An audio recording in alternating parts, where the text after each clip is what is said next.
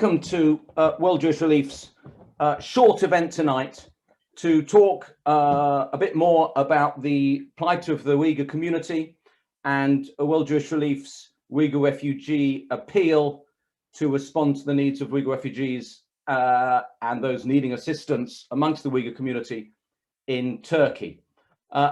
We've got three fabulous speakers this evening. We will have World Jewish Relief's recently appointed chair, Maurice Helfgott, World Jewish Relief's Director of International Programs and Partnerships, Stacey. But we're going to kick off with being joined by Rahima Mahmut. Throughout the evening, throughout the 45 minutes, I would please encourage you to hold your questions for Rahima, Maurice or Stacey. You can put your questions in the Q&A box at the bottom of the screen or in the chat box at the bottom of the screen. And I will, of course, be profiling our ongoing appeal details, which you can access through our website at any stage this evening or at any time. So let me introduce our first guest, who's going to be in conversation with me. Rahima Mahmut is a Uyghur singer, human rights activist, and award-winning translator of the poignant prison memoir, The Land Drenched in Tears by Soyungal Chanishev. She worked as a consultant and translator for the ITV documentary Undercover, Inside China's Digital Gulag, shown in 2019, which won major awards, including a BAFTA TV and International Emmy on Current Affairs in 2020. Currently, Rahima is the UK project director of the World Uyghur Congress and advisor to the Inter-Parliamentary Alliance on China. So, Rahima, if you turn on your camera so we can see you, please join me. And just unmute yourself, Rahima. Rahima, it's a real pleasure to have you with us this evening. We're really honoured to have you. You are an absolutely inspiring individual. Now, Rahima, I know you've been in Parliament today at the House of Commons, and you literally rushed in the door just before we started. Maybe before we kick off, just remind us what's been going on in Parliament today and what was the outcome. Thank you and good evening, everyone. And it's a historic day today. In fact, I'm just very emotional, actually. A genocide motion to recognize what is happening to the Uyghurs, led by Nusgani MP, that took place this afternoon. And so MPs unanimously voted what is happening is a genocide. So we have been campaigning for the world to recognize what is happening to my people, genocide, and so calling on the governments to act accordingly. But it has been very difficult for obvious reasons, because if the government do recognize it as genocide, then they have the responsibility to prevent and to act and to protect. So having the UK Parliament, unanimously pass this motion, it means a lot to the Uyghurs. I had my community there since 10 o'clock this morning. And when I came out from the Parliament after, the win, everyone was crying. I saw children were crying. So it's both kind of sweet and emotional, and now it's time for justice to be done. Well, Rahima, I mean, clearly a very important day in the UK Parliament, recognising the context alongside other governments worldwide. I think for some on the call tonight, they may not be fully aware of the challenges facing the Uyghur community in Xinjiang. I know it could make a couple of hours session to talk about the historic challenges facing that community, but I wonder if you can just as briefly as possible, give a quick summary of the issues facing your community at home? So Uyghurs are very different from the mainstream Han Chinese people. We are Turkic. Our language is similar to Turkish, Uzbek, and other Turkic nations. And we have very unique culture and tradition. And Uyghurs are very proud of our own historic heritage. And we don't believe we are part of a Chinese population. We have our own identity. The Chinese government, or not this government, occupied my country in 1949, but the very first invasion happened during the Qing dynasty. That was 1759. So that's the first invasion. It was military power. And the historians believe over 1 million slaughtered that time. And then the region was named as Xinjiang, which is new frontier or new territory. So since the occupation, the disaster never stopped. One disaster after another, one massacre after another. And especially after the communist government invaded in 1949, the population of the Han Chinese people were only 4 to 5%. And the Uyghur and other ethnic minorities, the indigenous people, were over 90% population. So although there has been an invasion, but because of the population, the Muslim dominated the region. So it was very difficult for the Chinese government to assimilate the Uyghurs. Because for Chinese throughout history, if you look at, if you read Chinese history, many ethnic groups disappeared over centuries, over decades. Because if they had a very small population, then if they didn't have like very strong culture or tradition or religion, it easily just, but because Uyghurs, we lived in a complete separate part. That geographically we are separate from China because mainland China have to pass through long Gobi Desert to reach. So anyway, cut story short, because of this uniqueness of the Uyghurs, that we like to hold on to our own culture, our tradition. And this became a problem because for Chinese government, they always had the fear that the Uyghurs will reclaim, will rise up and want their independence. And this kind of paranoia, and especially after the Xi Jinping, the president, he took power, this is risen to another new level. So after he visited the region in 2013, and he said that I didn't see any change of this society. They are still speaking their language and they're still practicing their religion.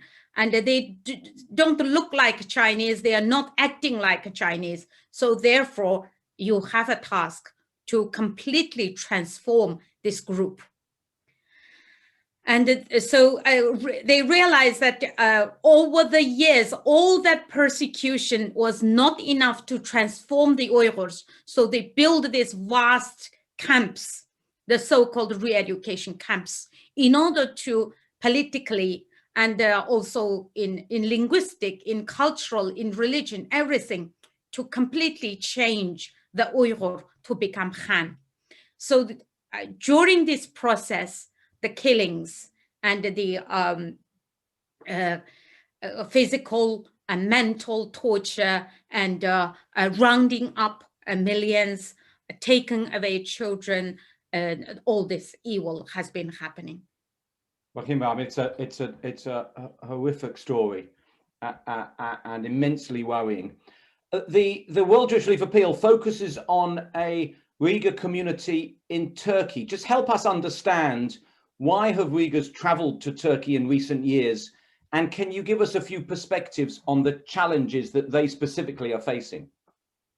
Yes, thank you. Because of the situation in my country is so bad, even in 1997, the Hulja massacre happened, then I decided to leave my country. I had a good job. I was a teacher, my background as petrochemical engineering, and I had to go, I mean, economically, I had a good life there. But I could see that things are becoming so difficult for Uyghurs. The rights are being taken away gradually, slowly. You just find it. I found it that I couldn't breathe. That was the kind of feeling. Therefore, for Uyghur people, the only way to free themselves from this is to travel to somewhere, other countries. And Turkey is one of the countries that most friendly to the Turkic Muslims because of the historical connection. And for that reason, the Uyghurs, when they traveled to like neighboring countries like Kazakhstan, Uzbekistan, other countries, and many were returned after they tried to settle there because the Chinese has a very strong relationship, and also they can just go and pick them up. And Turkey is relatively safer and better. And also because of the religious persecution, it became so severe, especially late 90s and then throughout the 2020 and then 2009, new laws, new regulations. And so Uyghurs couldn't practice religion. So most of the religious people and also the intellectuals who decided that if there is a way, they can leave the country.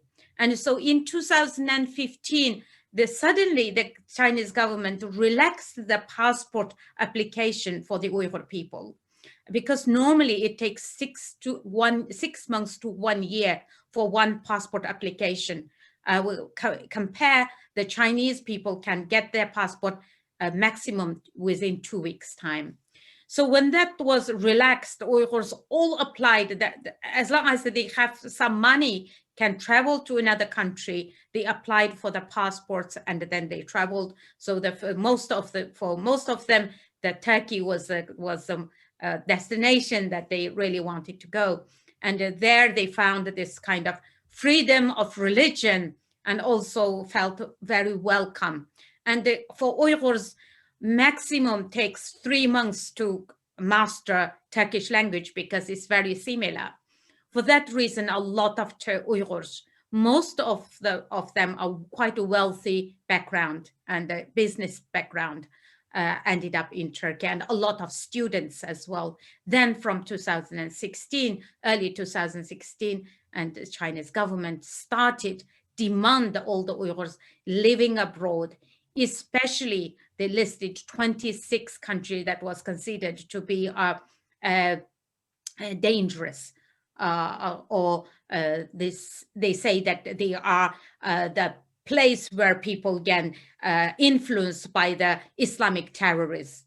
So Turkey is one of the countries. So anyone returned after, legally leaving the country, taken away, arrested at the airport and taken away. There are mothers who went there with their children and they snatched their children, and the mothers were taken away, given 10, 15, 20 years prison sentence simply for traveling to Turkey, accused of some kind of terrorism.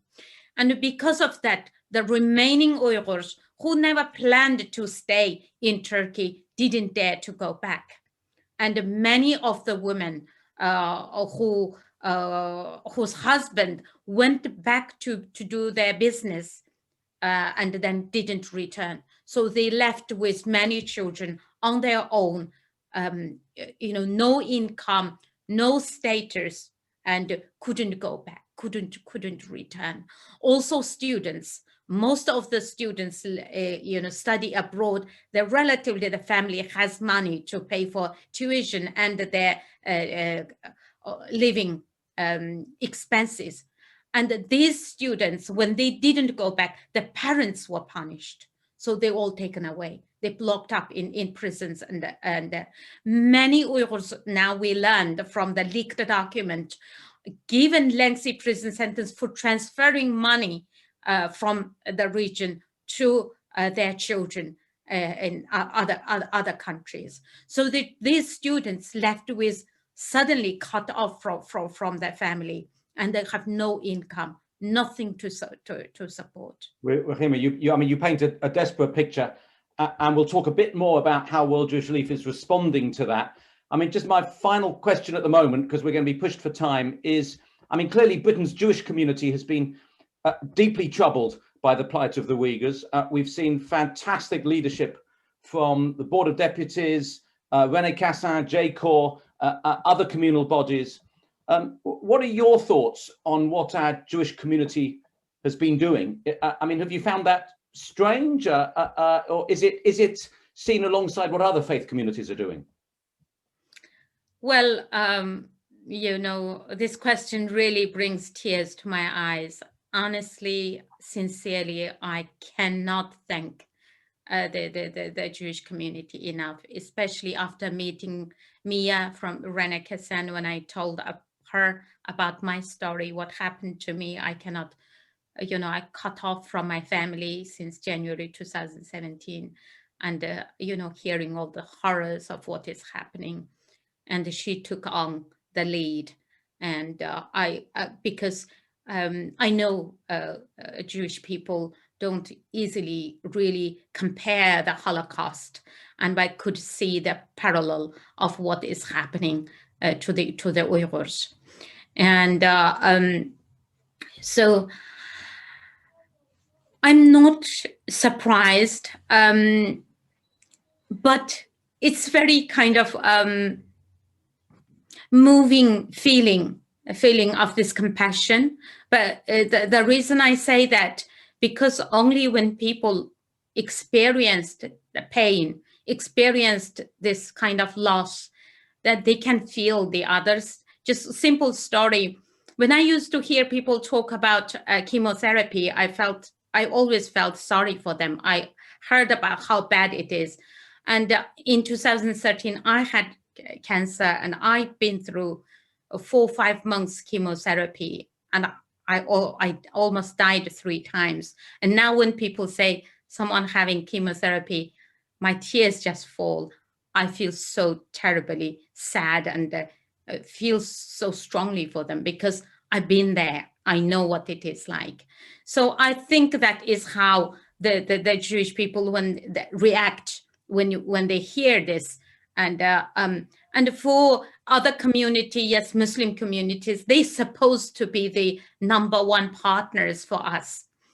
Sadly, because of the many different reasons, also the Chinese propaganda, disinformation, and many Muslims ask me, is that true? Because I heard that they say that America is actually just making up these stories because they are jealous about the development, the Chinese development. They don't want China become superpower. So this kind of narrative that a lot of time that gives kind of doubts and also the most governments also, because of the dependency on China. I just cannot thank the Jewish community, and also the former chief rabbi, and the current chief rabbi, his statement, and Jewish news. And as you said, they just fantastic. They can feel the pain. They understand it so deeply. Thank you, Rahima. Rahima, I'm going to move us along if I can. If you just, we're going to come back to you because I know people are going to be asking you questions in a bit. I'd like to, so thank you very much. Just hold on line. I'm going to introduce Maurice Helfgott, World Jewish Relief's recently appointed chair.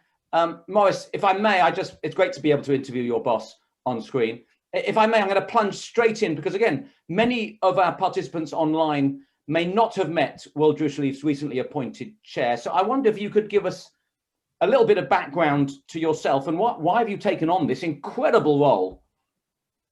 Thank you, Paul. And that was extraordinarily moving, Rahima, and to be having this this conversation on the day that the UK Parliament has unequivocally categorized the activities by the Chinese government as genocide is particularly poignant. It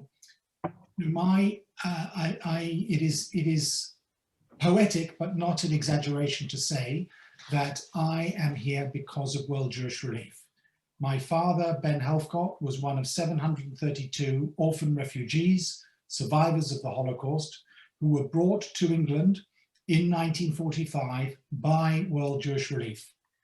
The World Jewish Relief negotiated with the British government for the visas, paid for the transportation, the hostels, the rehabilitation, the support, and then those boys, as they were known, created their own organization to give back. But my father was particularly keen to support World Jewish Relief and was a treasurer and a vice president himself. And I have always been particularly moved by, you put it very well, Paul, in the 1930s, World Jewish Relief helped Jews because they needed help. Today, we help people because we are Jewish. And this combination of continuing to help Jews in need around the world and our humanitarian action in 20 countries around the world is very powerful, very important, and personally a privilege to be able to contribute. Why do you, I mean, that's a very powerful story in itself, Maurice. Why do you think it was important, therefore, that World Jewish Relief launched its Uyghur refugee appeal? What was it about this particular context that made you feel that we should be acting alongside others? Well, I think joining World Jewish Relief just at the time that our community was becoming very well aware of the plight and persecution of the Uyghurs, it seemed to me, no-brainer really, that as British Jewish Community's humanitarian agency, we should look to do and see what we can. So I think you've already highlighted the role of Rene Kassin as a human rights organization, absolutely vital to publicize and campaign. We talked about the chief rabbi, talked about the board of deputies, other organizations. What is World Jewish Relief's role? We are a humanitarian agency, not a human rights agency, and we are about delivering tangible, practical, constructive interventions, and therefore it seemed absolutely compelling that we should be motivated to do that. And of course, this situation of the Uyghurs resonates with our history. I don't want to get into a whole thing about comparisons. We could have a whole PhD course about comparisons. And I have quite strong views, and it's important not to compare the Holocaust to other things. What's going on in Xinjiang is not a Holocaust. But what it is persecution by an authoritarian regime with enormous suffering, with great resonance for our community. And the fact that we have an agency, World Jewish Relief, with the professionalism, as you're about to see, to actually tangibly make a difference, and to allow members of our community who don't want to stand by idly, who want to do something, we are doing something tangibly and very powerfully. And I'm very grateful to World Jewish Relief for that.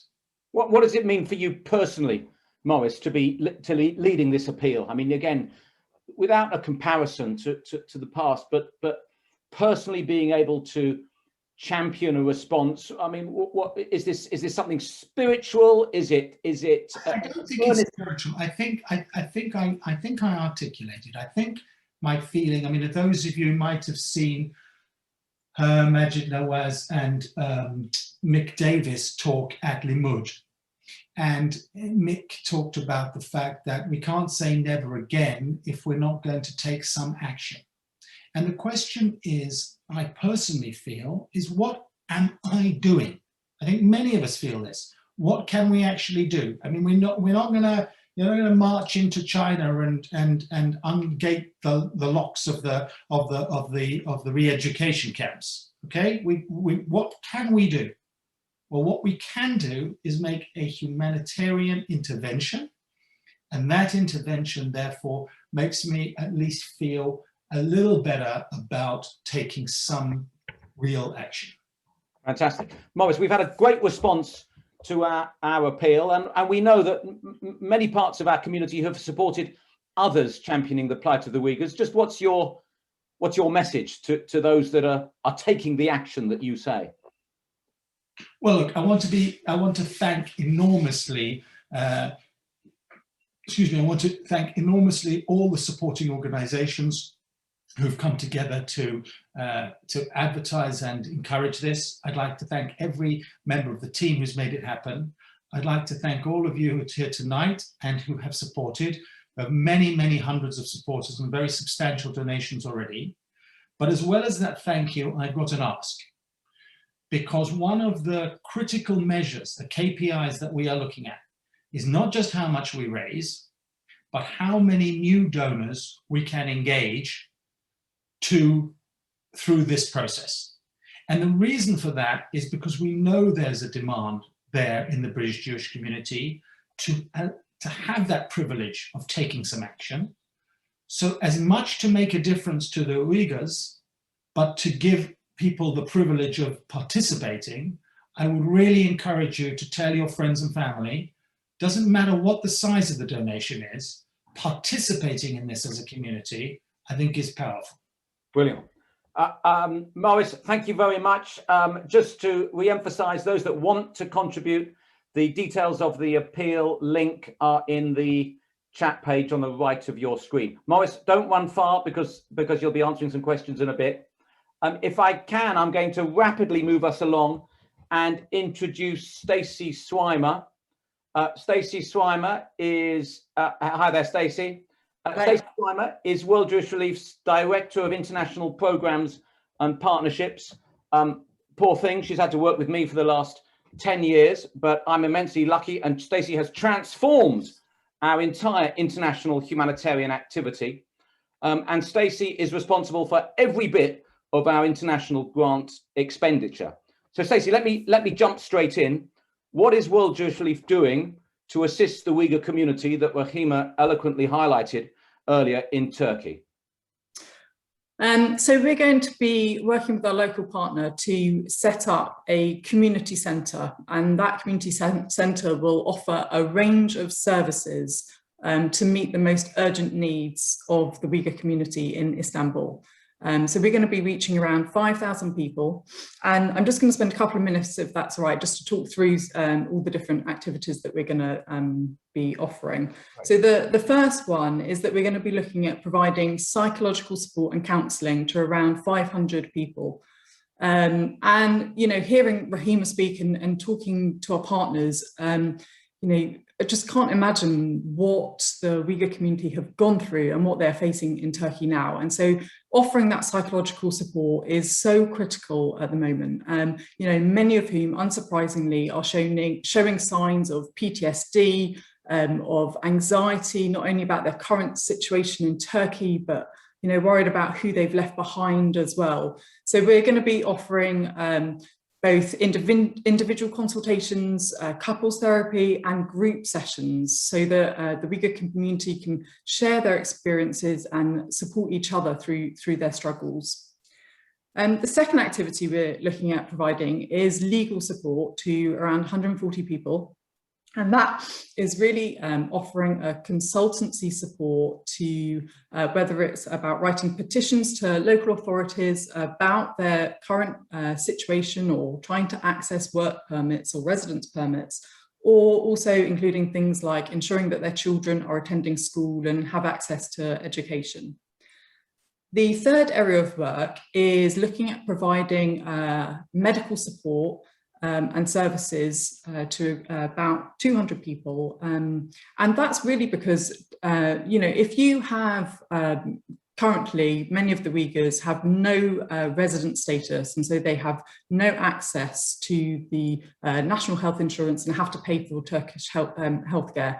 So that is unaffordable for many. And that's meant and resulted that in many of the Uyghur community going to traditional healers, for example, or seeking advice and support from those that has resulted in further medical complications. So what we're going to be doing is enabling access to hospital visits to ensure that they get the right diagnosis, the right treatment, and potentially surgery to support their medical needs. Another aspect of what we're going to be doing is providing handicraft workshops for a group of women to enable them to not only make handicrafts but sell them in the local market so that they might be able to earn a little bit of extra income for themselves and their families. And this isn't important just from the income perspective. As Rahima so eloquently said, the Uyghurs are a really proud community and wishing to preserve their culture and their heritage. And so actually providing the ability to create handicrafts is a way for them to do that.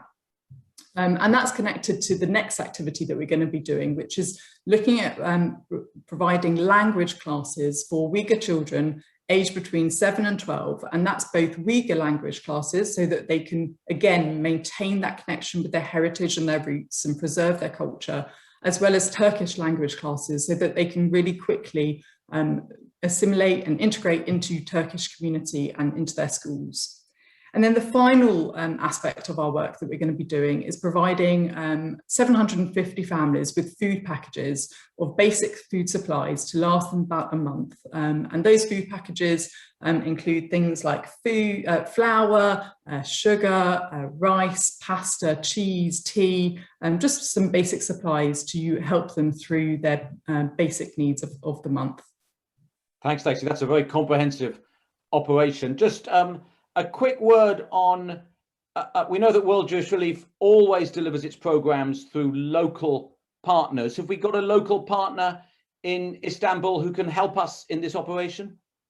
Yeah, so we're working with a Turkish organisation called the International Blue Crescent.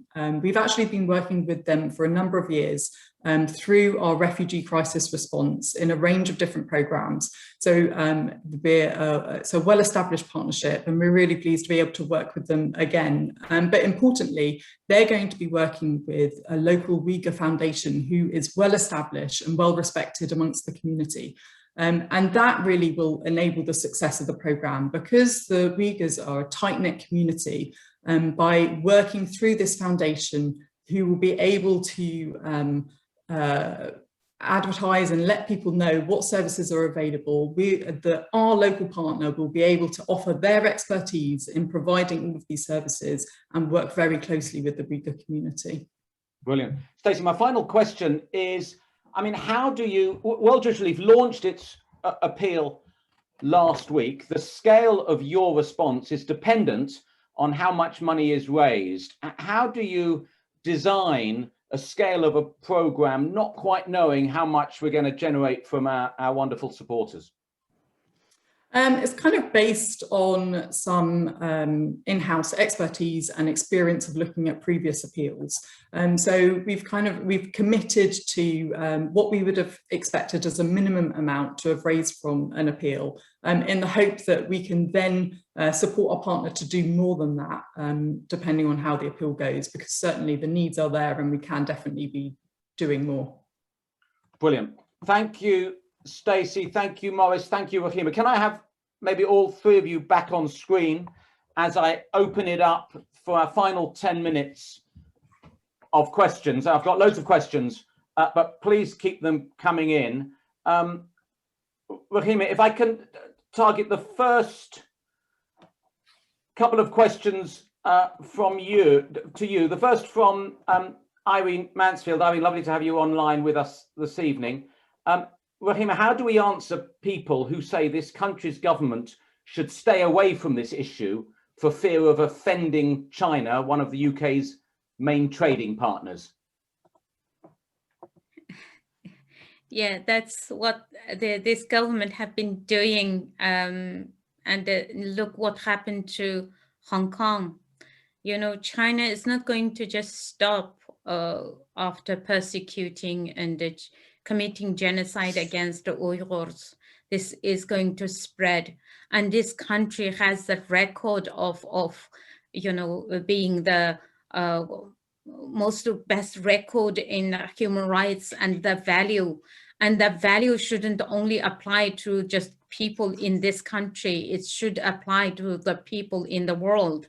And how you can claim you are the beacons of the democracy and the human rights if you completely ignore a genocide is happening and do not do anything about it. Also, the Chinese government is behaving in such a way because the economic power, because of the dependency the countries rely on its produce and its goods. And so the only way to break this chain, of this really vicious cycle is to do something different, to build allies and punish, sanction China. Not only that, because the slave labor you must have heard about now is not only limited in the Uyghur region. A recent Sky News report confirmed that on Baidu, one of the top websites, they are selling Uyghurs, 20, 50, like animal. They're selling my people to mainland Chinese factories. And the Uyghurs just simply don't have any rights, any human rights. And how you can ignore this? Thank you. How a country like UK can ignore this? A very powerful statement. Rahima, I've got another question for you, or maybe two questions, and if you could be brief on your answers. From Andrew Jacobs, does China have designs on the mineral wealth in Xinjiang, particularly? And the second question is you talked a bit about the Turkic link between Turkey and the Uyghur community, which is why the Uyghurs some Uyghurs have moved to Turkey. Are there diaspora Uyghur communities also challenged in other countries of the world? Well, one of this, it should be a good thing to have this very wealthy resource, mineral, petrol, gas, cotton. We have the wealthiest, it's one of the wealthiest region in China because of its petrol, its oil, gas, minerals, jade, gold, and coal, so name it. And that's why China won't have the complete power. Oh wait, they have complete power. The Uyghurs didn't benefit from all that wealth. So this is actually became problematic because China just had the eye on that region, and they believe that in order for China to become superpower, and those wealth is so important, but depriving the local people from benefiting this resources and also economic development, instead trading them like slave, putting them in camps and taking children away. All this is complete crime against humanity and a genocide. So the second question about the Uyghurs, I didn't get it. Can you? Are there other diaspora Uyghur communities who have had to flee from Xinjiang, residing in countries other than Turkey, and maybe also struggling? Yes, there are. For example, we have some Uyghurs still running, living on the run in some Arab countries because they fear that they can be deported to China, and the Uyghurs in neighboring like Kazakhstan and other Kyrgyzstan, those countries also desperate. But it's very difficult to reach them to even to provide help.